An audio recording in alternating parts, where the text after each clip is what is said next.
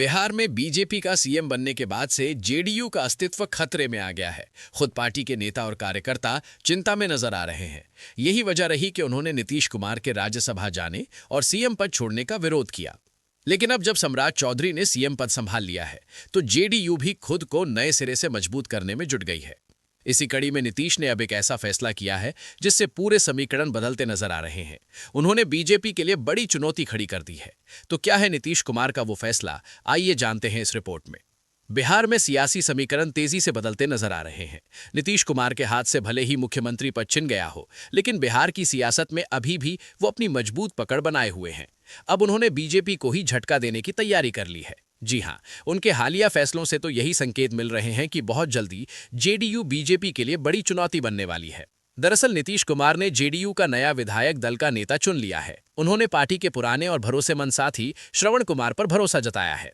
आप जानते हैं कि 20 अप्रैल को हुई जेडीयू के विधायक दल की बैठक में नीतीश कुमार को नया नेता चुनने का जिम्मा सौंपा गया था और अब उनके इस फैसले से बीजेपी की भी धड़कनें बढ़ गई हैं। क्योंकि जिस तरह विधायक दल की बैठक में नीतीश कुमार ने साफ कह दिया था कि अगले चुनाव में जेडीयू को बहुमत में लाने की तैयारी करें, उसे लेकर माना जा रहा है कि नीतीश ने बीजेपी से सीएम पद वापस लेने के संकेत दे दिए हैं। रिपोर्ट्स के मुताबिक नीतीश ने जेडीयू विधायकों से कहा है कि 2030 में जेडीयू को 200 सीटें मिलनी चाहिए।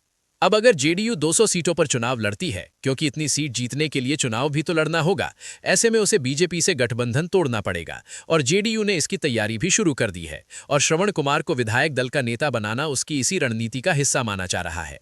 क्योंकि श्रवण कुमार न सिर्फ नीतीश के गृह जिले नालंदा से आते हैं, बल्कि वो भी नीतीश की ही तरह कुर्मी समुदाय से जुड़े हैं। यानी इस फैसले के साथ ही नीतीश ने अपना कुर्मी समुदाय का कोर वोट बैंक सुरक्षित कर लिया है। इसके अलावा जिस तरह उन्होंने विजय कुमार चौधरी और विजेंद्र प्रसाद यादव को डिप्टी सीएम बनाया, उससे उन्होंने यादव और भूमिहार वोट बैंक को भी साध लिया। यानी जातिगत समीकरणों को लेकर नीतीश ने पूरा गणित अभी से बैठा लिया है, जिससे बीजेपी की भी नींद उड़ गई है।